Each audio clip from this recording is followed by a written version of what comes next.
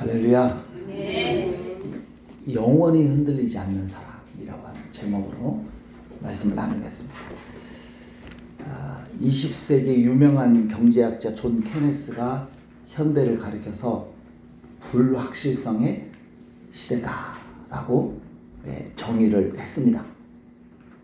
변화가 너무 극심해서 미래를 예측할 수 없는 시대를 이 불확실성의 시대라고 그렇게 얘기를 하는 것이죠.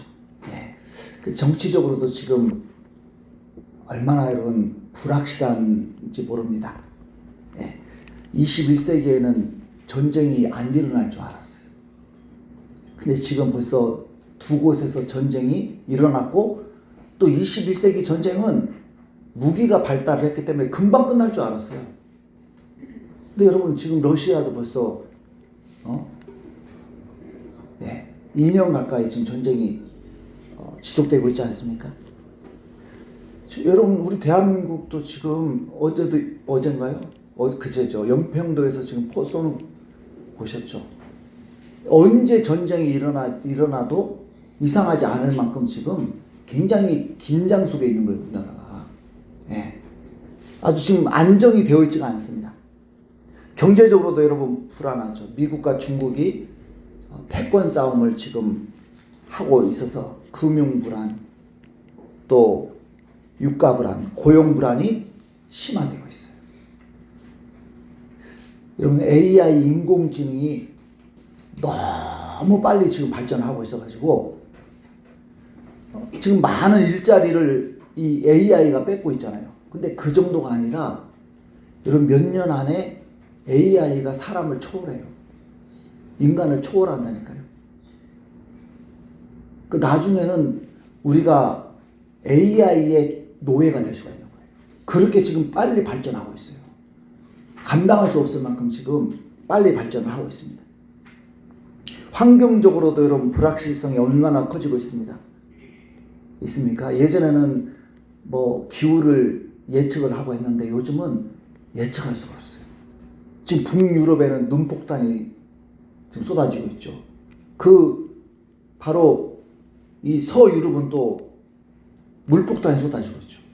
같은 대륙인데도 기후가 달라요.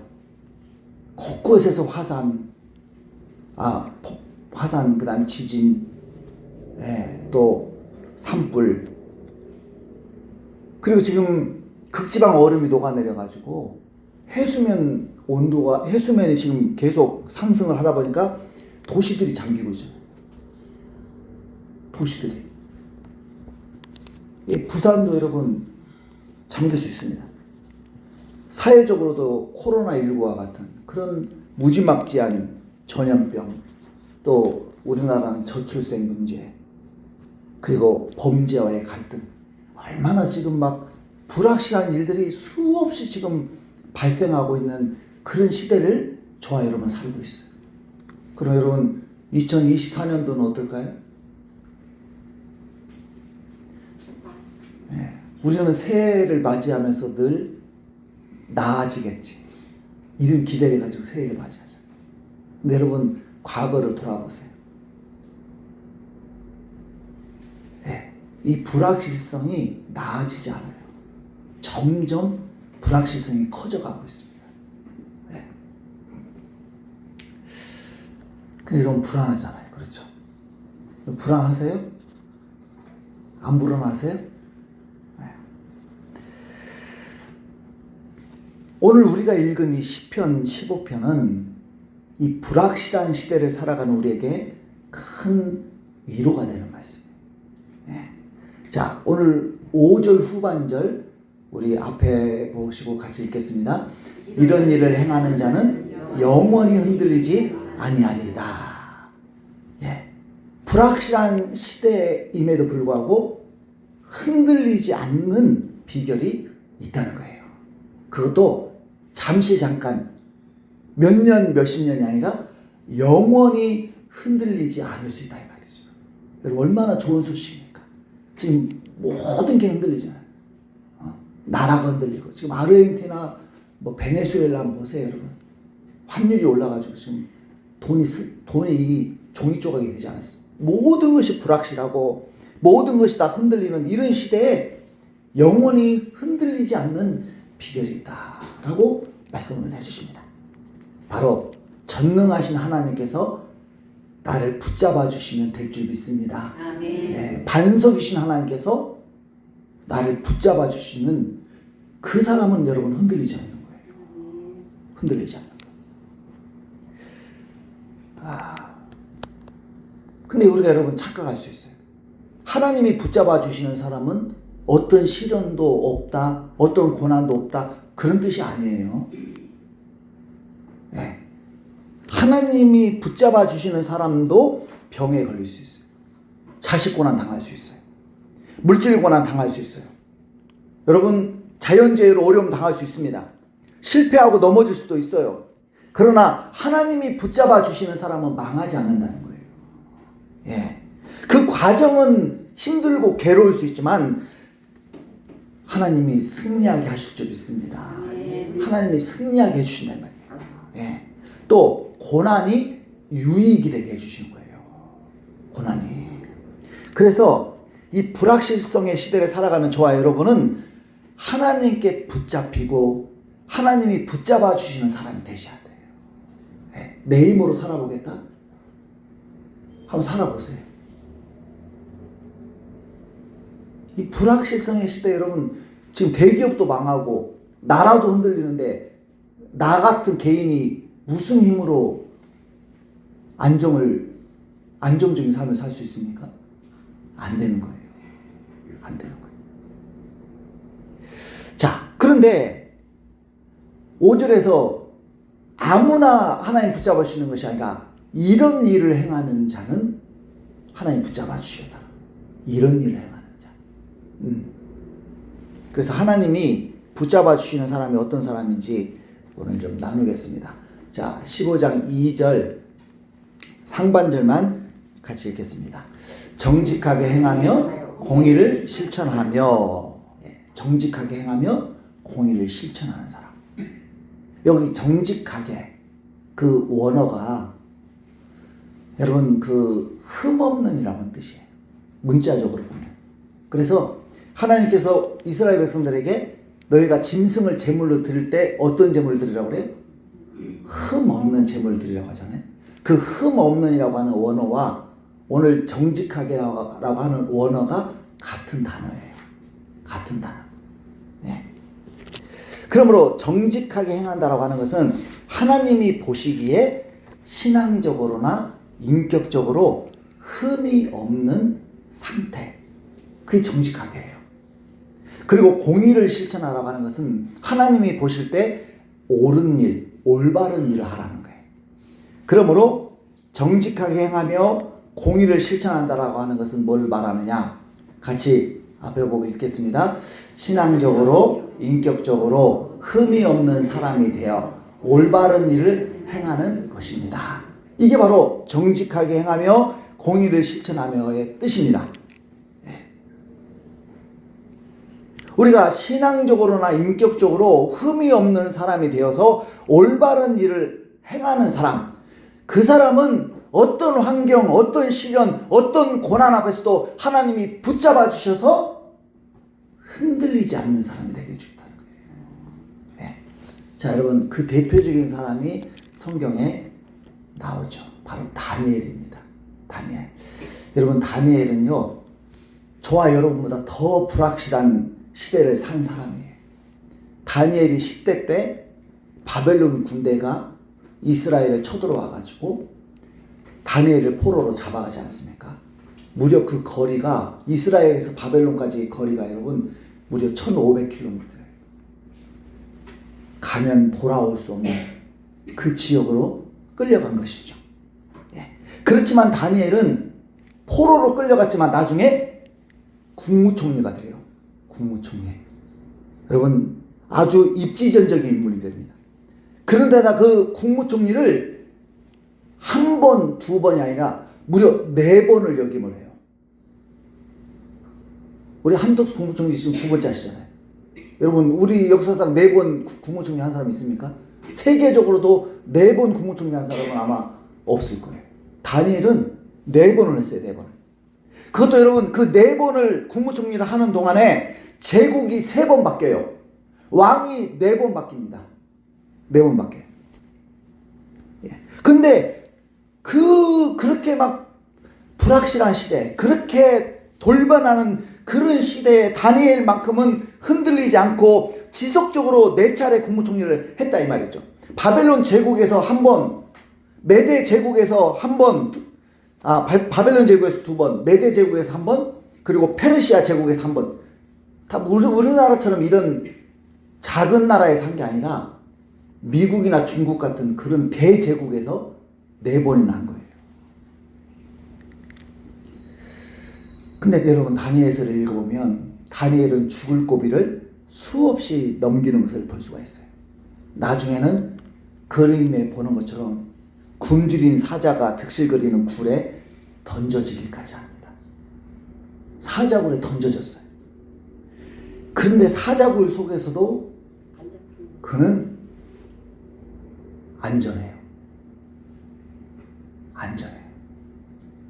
여러분 자연재해라고 하는 사자, 질병이라고 하는 사자, 가난이라고 하는 사자, 이런 사자들이 우글거리는 속에서도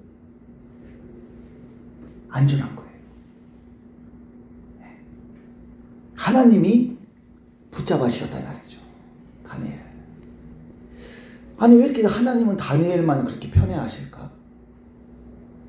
왜 이렇게 다니엘만 그렇게 잘해 주실까? 여러분 편애하신 게 아니에요. 아까 저와 여러분이 읽은 말씀, 다니엘은 신앙적으로나 인격적으로나 흠이 없는 사람이 되어서 올바른 삶을 살았기 때문이라는 거예요.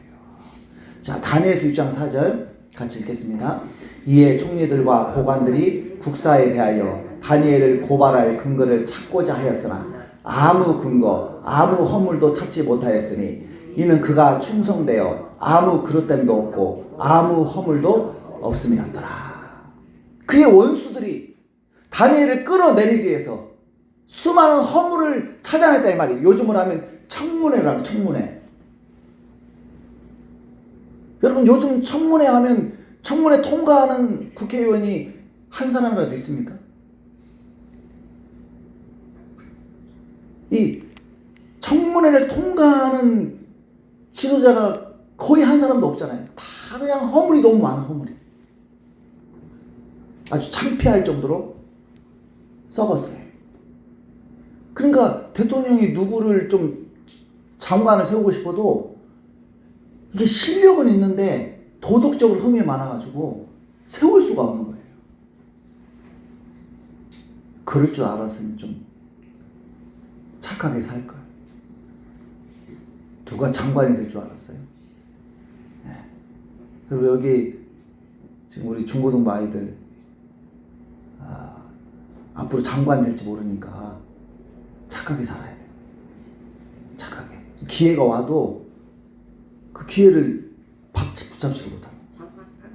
네. 나이 드신 분들은 그냥 장관 할 일 없으니까 대충 살아도 되나요? 아니죠. 네. 자,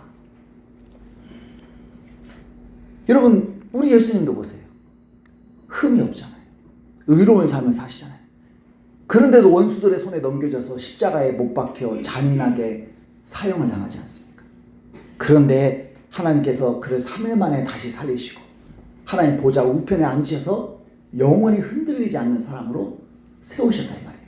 그러니까 우리 원수들이 우리 주변에 가득해서 나를 아무리 짓밟고 나를 죽이려고 해도 내가 올바로만 살려고 하면요 하나님이 붙잡아 주시는 거예요. 네. 그러니까 걱정하지 마세요. 여러분 주변에 원수 많습니까? 나를 힘들게 하는 사람 많습니까? 걱정하지 마세요. 하나님이 나만 하나님 앞에 올바르게 살려고 노력하면요 하나님 책임져 주시는 거예요.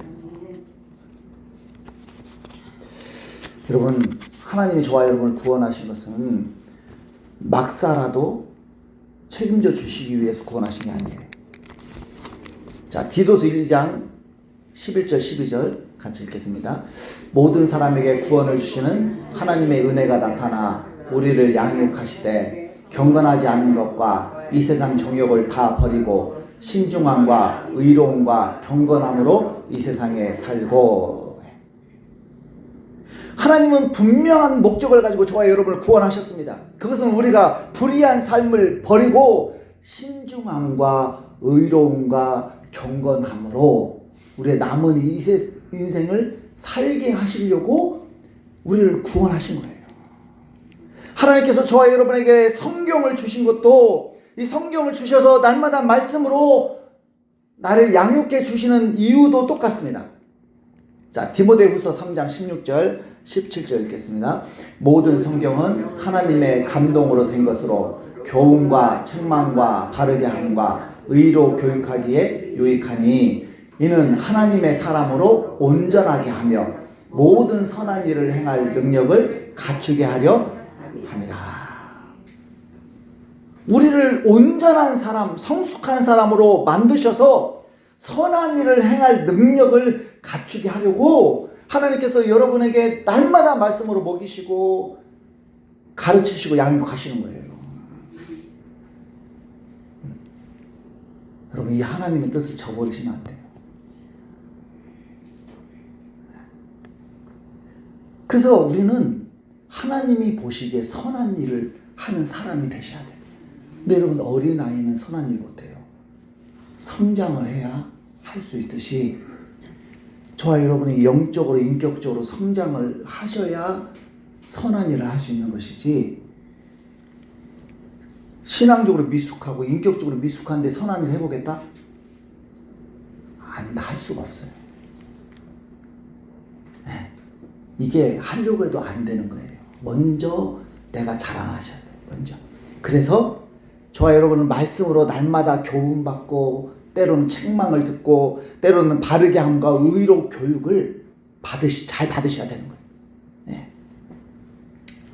자, 그래서 이렇게 성숙하여 선한 일을 행할 능력을 갖춘 사람은 그때부터 이제 하나님이 기뻐하시는 올바른 삶을 살게 되는데, 그럴 때 주님이 붙잡아 주신단 말이에요. 자, 그러면 이 성숙한 사람은 어떤 일을 하게 되느냐? 첫 번째, 말을 잘하게 돼요.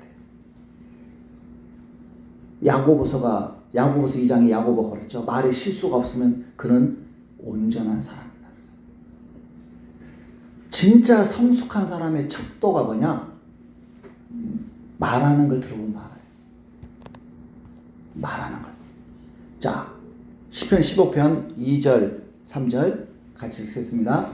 그의 마음에 진실을 말하며 그의 혀로 남을 허물하지 아니하고 그의 이웃에게 악을 행하지 아니하며 그의 이웃을 비방하지 아니하며. 다 혀와 관련돼서 말하고 있습니다. 그의 마음에 진실을 말하며, 마음속에 있는 진실만을 말하도록 말한다 이 말이에요. 성숙한 사람은.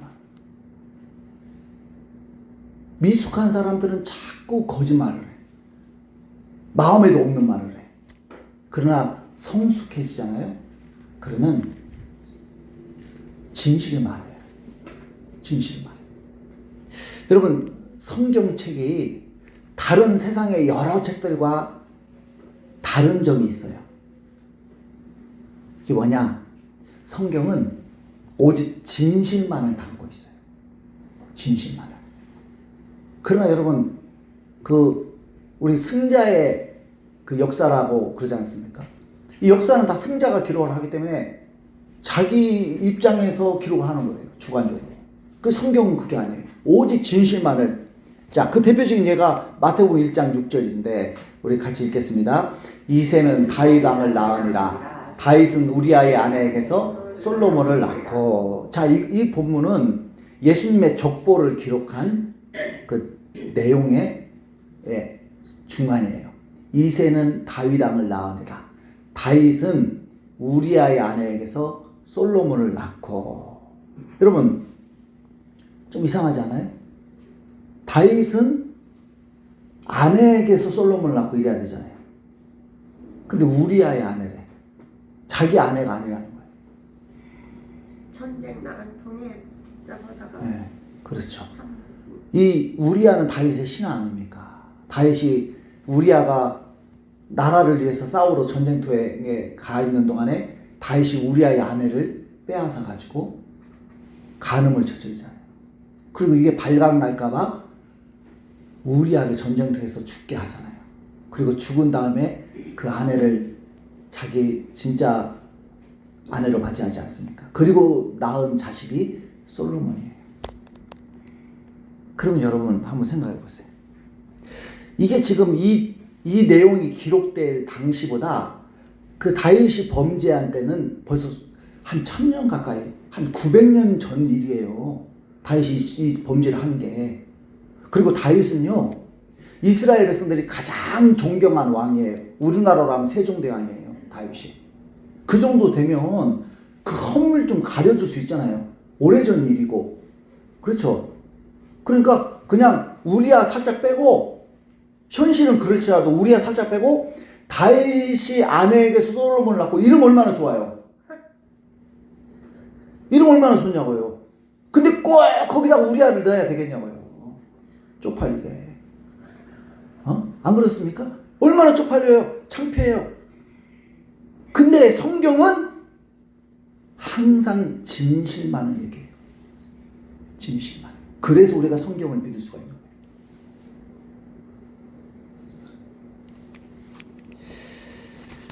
여러분, 진실만을 말하라는 것은 남의 비밀을 폭로하라는 뜻이 아니에요. 난 진실을 말하기 위해서 하는 말이야 하면서 남의 그 비밀들을 폭로하라는 뜻이 아니에요. 자신을 포장하거나 자기의 이익을 위해서 거짓말하지 말라는 거예요. 우리는 말을 부풀리시면 안 돼요. 또 축소시켜서도 안 돼요. 그냥 있는 그대로 얘기를 하시고. 그게 성숙한 사람이에요. 내가 손해볼까봐 축소시키고 부풀리고 내 이익이 되기 위해서 막 과장하고 안 된단 말이에요. 여러분, 내가 실수했으면 잘못을 인정할 줄 아는, 내가 잘못했네요. 그리고 사과할 수 있나? 왜 이렇게 사과하기 어려워요? 왜 이렇게 사과하기 어렵냐고요? 우리 정치인들도 보면 참 사과가 안 나오나 봐. 안 나오나 봐. 여러분, 성숙한 사람은 사과를 잘하는 사람이에요. 사과를 잘하는 사람. 또한 성숙한 사람은 다른 사람을 괴롭힐 요량으로 없는 이야기를 지어내거나 허물을 들춰서 험담하거나 상대방의 실수가 드러났을 때 함부로 비난하지 않아요. 왜냐? 나도 부족한 사람. 나도 죄인이기 때문에 함부로 판단하고 비난하고 정지하지 않는 거예요. 스펄전 목사님 이런 말을 했습니다. 말을 퍼뜨리는 자는 혀에 마귀를 달고 다니고 말 듣기를 좋아하는 자는 귀에 마귀를 달고 다닌다. 남이 험담하는 소리를 막 자꾸 듣고 싶으시잖아요. 그러면 귀에 마귀가 달려있는 거예요. 남의 말을 막 하고 싶잖아요. 입에 마귀가 달려있는 거예요. 여러분, 험담하고 비난하는 것은 마귀의 언어예요. 하나님의 언어가 아닙니다. 하나님 그 언어를 안 써요. 마귀가 쓰는 언어가 험담, 비난, 비판, 정죄 이런 언어예요. 그래서 우리는 혀와 귀에 붙은 마귀를 쫓아내셔야 돼요. 자, 에베소서 4장 29절 같이 읽겠습니다. 남을 해치는 말은 입 밖에도 내지 마십시오. 오히려 귀에 있는 대로 남에게 이로운 말을 하여 도움을 주고 듣는 사람에게 기쁨을 주도록 하십시오. 예. 남을 해치는 말은 입 밖에도 내지 말래. 그냥 들었어도 이 말을 하면 저 사람한테 손해가 되겠다 그러면 그냥 말하지 마세요. 예. 그리고 좀 다른 사람에게 도움이 되는 그런 유익한 말 하는 거죠. 하나님 저를 좋아해요. 말만 잘해도 하나님이 붙잡아 주시는 거예요. 오늘 우리가 말을 너무 잘못해요. 네, 저도 그렇고. 너무 말로 사람들의 상처를 주고 힘들게 하고. 2024년도에는 여러분 말을 잘하는 저와 여러분 되시길 바랍니다. 그럴 때 하나님이 말을 잘하는 그 사람 붙잡아 주신다. 자, 두 번째. 사람을 잘 분별한다는 거예요. 성숙한 사람은. 사람을 잘 분별한다. 자, 4절 같이 읽겠습니다. 그의 눈은 망령된 자를 멸시하며 여호와를 두려워하는 자들을 존대하며. 여기 보면 내가 멸시해야 될 사람과 내가 존대해야 될 사람이 있다. 그걸 잘 분별을 하셔야 돼요. 예. 그러니까 멸시해야 되는데 존경하고 존경해야 되는데 멸시하고 그러면 안 된다 이 말이에요. 그럼 내가 멸시해야 될 사람들이 누구냐? 망령된 자래요. 망령된 자. 여기서 망령된 자라는 것은 하나님을 모독하는 사람, 하나님을 멸시하는 사람, 이게 망령된 자라는 거예요. 여러분, 그런 사람들이 주로 어디 있습니까? 저 세상에 권력자들, 부자들, 고학력자들, 전문인들, 유명인들, 예, 이런 사람들 중에 하나님을 업신여기는 사람들이 많아요. 그들은 나름 성공했다라고 자부하기 때문에 교만해서 하나님 믿으세요 그러잖아요. 그러면 차라리 내 주먹을 뵙겠다. 내 주먹을 뵙겠다. 예, 그러면서 자신들이 하나님 자리에 앉아있다 이 말이에요. 그런 사람들을, 그렇게 하나님을 업신여기고 하나님을 무시하는 그런 사람들을 멸시하라 이 말이에요. 존경하지 말고. 근데 여러분, 현실은 어땠어요? 그런 사람들과 친해지고 싶잖아요. 여러분, 우리 교회에 연예인이 오면 어떻게 될까요? 막 사인 받자 그러고 막 셀카 찍자 그러고 난리가 아닐 거예요. 그렇죠? 우리는 막 그 연예인들 막 의사, 박사, 변호사 막 정치인들 막 우리 교회 변호사 한 명 오잖아요. 아마 그냥 서로 친해지려고 줄을 설 거예요. 아마 난리가 날 거예요. 여기 의사가, 우리 교회 의사 한 분이 교회 다닌다. 또는 무슨 대학 총장이 제 동기 목사, 제 저기 4개월 전도 그 팀에 있는 그 목사님이 계신데 그 교회가 저희보다는 숫자가 적어요. 근데 그 교회 교인 중에 한 명이요, 서울대 교수래요. 서울대 교수님이 전도도 안 했는데 작은 교회 섬기고 싶다고 가족이 다 왔다는 거예요. 여러분, 훌륭하지 않습니까? 여기 여러분, 서울대 교수님이 여기 한 분 앉아 계시다. 여러분, 예배 시간에 저 안 보고 그분 보고 있을 거예요. 우리는 막 그렇게 세상적으로 막 출세한 사람들, 성공한 사람들, 잘 나가는 사람들, 그런 사람들과 좀 우리 인맥 좀 연결하고 싶잖아요. 그래야 뭐 콩고물이라도 좀 생기고 어려운 일 있으면 좀 도움이라도 받고 또 자식들 뭐 취업이라도 할 때 좀 도와줄 수도 있고. 목사님 안 그래요. 알겠습니다. 네. 자, 저만 그래, 저만. 근데 여러분, 오늘 4절은 뭐라고 했냐? 그 사람들 멸시 안 하는 거예요. 멀리 안 하는 거예요. 그리고 우리가 가까이 해야 될 그 존중해야 할 사람들 누구냐? 하나님을 두려워하는 사람들. 예, 그 사람들을 존경하래요.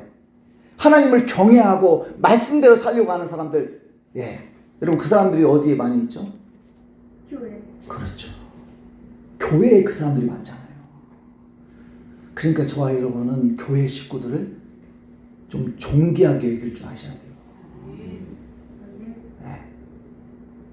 여기 좀 사회적 지위가 낮고 뭐 직장이 변변치 않고 뭐 벌이가 좀 부족하고 뭐 그렇다고 해서 무시하시면 여러분 큰 코 다치는 거예요.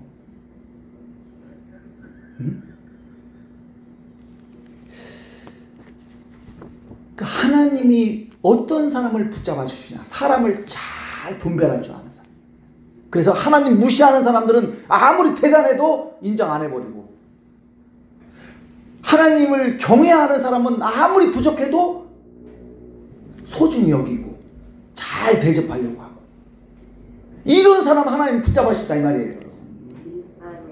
거꾸로 살지 마시기 바랍니다. 네. 자, 세 번째, 성숙한 사람은 반드시 약속을 지킨다. 자, 시편 15편 4절 후반절 읽겠습니다. 그의 마음에 서원하는 것은 해로울지라도 변하지 아니하며. 자, 여기 서원한다는 것은 맹세를 가리켜요. 이스라엘 백성들이 참 맹세를 많이 했어요. 예, 맹세를 남발했어요. 하나님의 이름으로 맹세를 했어요. 그리고 약속을 안 지켜버리는 거예요. 그러니까 하나님의 이름이 모욕을 당하는 것이죠. 저와 여러분 약속 잘 지키세요? 여러분, 하나님이 붙잡아 주시는 사람 누구냐? 약속 잘 지키는 사람. 제 신학교 동기 목사님 중에 건물 인테리어를 끝내주게 하는 그 굉장히 기술이 좋아요. 왜 신학을 했는지 모르겠는데 아주 인테리어 쪽에 정말 탁월해요. 예, 그분 교회 가면 자기가 다 인테리어를 다 했어요. 근데 어느 날 어떤 교회에서 이 목사님에게 교회 인테리어 공사를 하려고 하는데 견적 좀 내달라고 부탁을 했습니다. 그런데 갈 시간이 없어서 전화로 대충 이제 얘기를 해주시면 이제 견적을 내드리겠다고. 그러니까 그 목사님이 이제 우리 교회는 이렇게 지금 인테리어를 하려고 합니다. 설명을 이렇게 전화로 했어요. 그랬더니 목사님이 워낙 뭐 공사를 많이 했던 분이라서 듣기만 해도 그러면 어느 정도 비용이 들겠습니다.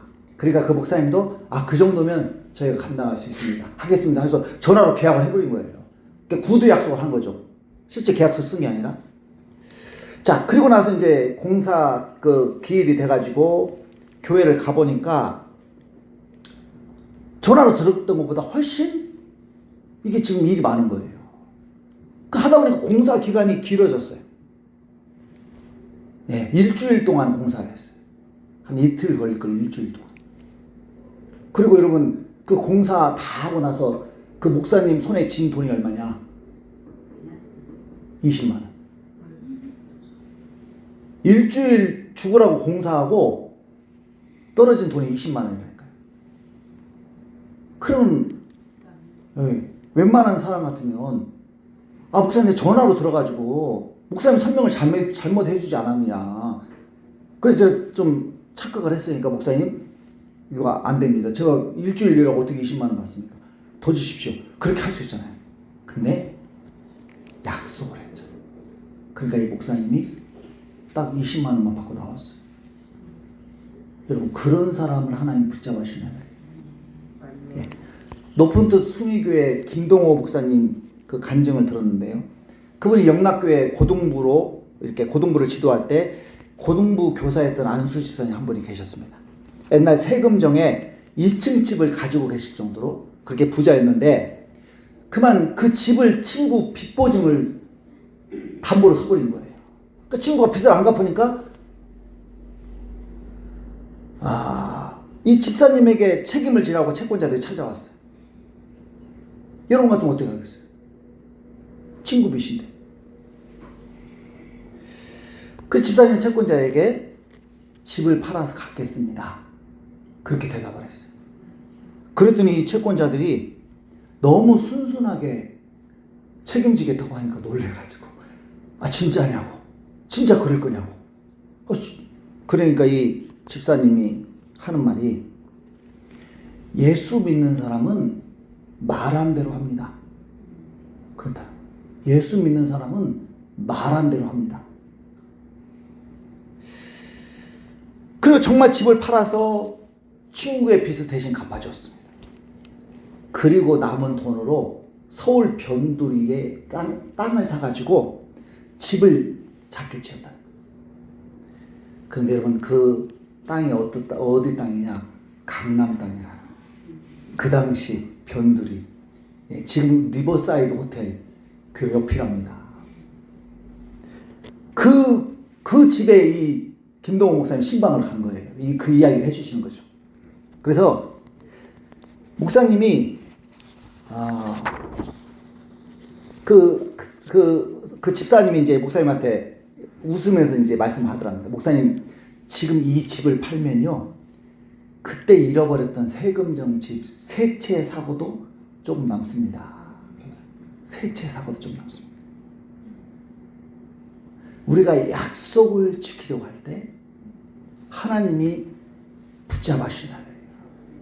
근데 집사라는 사람이 장로라는 사람이 약속해놓고 지키지도 않아가지고 저 불신자가 저 장로 믿었더니 집사 믿었더니 내가 이렇게 됐다고. 제가 전도하다 보면은 장로님한테 집사님한테 사기당해가지고 나 절대 평생 교회 안 가기로 했다고 그런 분들을 종종 만나요. 하나님 그런 사람 붙잡아 주겠어요? 하나님 욕이나 먹이고 다니는 그런 사람 붙잡아 주겠냐고. 하나님의 명예를 위해서, 나는 목사니까 장로니까 집사니까 하나님의 명예를 위해서, 하나님의 명예를 더럽히지 않기 위해서 나는 약속을 지킨다. 이런 사람 하나님 붙잡아주신다는 거죠. 자, 마지막으로 돈보다 사람을 더 소중히 여긴다는 거예요. 돈보다 사람을 더 소중히. 자, 5절 같이 읽겠습니다. 이자를 받으려고 돈을 부어주지 아니하며 뇌물을 받고 무죄한 자를 해하지 아니하는 자이니 이런 일을 행하는 자는 영원히 흔들리지 아니하리라. 이자를 받으려고 돈을 부어주지 않는다. 이건 이자 받는 게 잘못됐다는 뜻이 아니에요. 성경은 이자 받는 것을 장려합니다. 인정해요. 그거 잘못된 거 아니에요, 여러분. 그러나 남의 궁색함을 이용해서 돈을 벌려고 하면 안 된다 이 말이에요. 급전이 필요한 사람의 형편을 이용해서 막대한 이득을 취하려고 한다든지, 오갈 데가 없는 가난한 사람의 월세를 많이 올려서 폭리를 취한다든지, 이런 거 안 된다 이 말이에요. 여러분, 자본주의는 사람 위에 돈이잖아요. 사람 위에 돈. 그 얼마 안 되는 돈 때문에 사람 목숨을 죽이고 사람에게 상처를 주는 일들이 얼마나 비일비재합니까? 이렇게 돈 때문에 다른 사람을 고통스럽게 하는 자 하나님 분노하신다는 거예요. 그 사람 하나님 축복해 주지 않는다는 거예요. 그래서 여러분, 저와 여러분은 돈보다 사람을 더 귀하게 여기셔야 돼요. 돈이 좀 손해가 되고 그럴지라도 사람이 더 소중하잖아요. 그러니까 돈보다 사람을 더 소중히 여길 때 주님이 그까지는 아니지만 주실 줄 믿습니다. 그리고 뇌물을 받으면 안 된다. 뇌물은 항상 청탁의 목적이기 때문에 그 사람 부탁을 안 들어줄 수가 없어요. 저도 얼마 전에 막 저한테 우리 노예 목사님이 이렇게 10만 원씩 도서비를 매달 주시더라고요. 나중에 알고 보니까 기도 부탁을. 그 문자로 기도문을 보내주셨어. 기도 부탁. 기도 좀 해. 그 받으니까 기도를 안 해줄 수가 없네. 우리 성도들은 기도를 안 해도 그분 기도를 해야 되는 거야, 이게. 뇌물을. 근데 몇 달 주시고 안 주셔가지고 기도 끊었어요. 자, 이게 뇌물이 이런 거예요, 여러분. 그러니까 우리는 뇌물을 받아도 안 되지만 줘서도 안 돼요. 거래 좀 성사시켜 주십시오. 제 물건 좀 써주십시오. 우리 이중계약 씁시다.